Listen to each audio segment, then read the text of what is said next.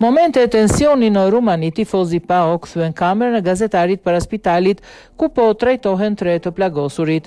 Momente e tensioni përpara spitalit të qarkut të Timishoarës, Rumani, ku ambasadori grek dhe prefektja e Timishoarës po prisnin të informoheshin për gjendjen shëndetësore të tifozëve të lënduar pas aksidentit tragjik në Lugoj, në të cilin humbën jetën 7 tifozë të PAOK-ut, mes tyre dhe një shqiptar.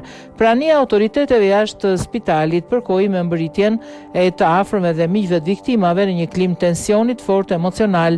Një tifoz i PAOK-ut, i cili kishte udhëtuar për në Timishoara dhe ndodhej jashtë spitalit në kohën e mbërritjes së prefektes së Timishoarës, Elena Micikoi, sulmoi një ekip televizioni.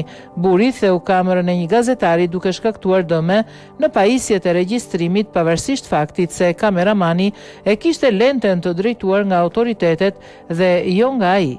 Prefektja nuk reagoi ndaj incidentit dhe vazhdoi ta shoqëronte ambasadorin grek deri në hyrje të spitalit pa u ndalur ose ndërhyrë në asnjë mënyrë.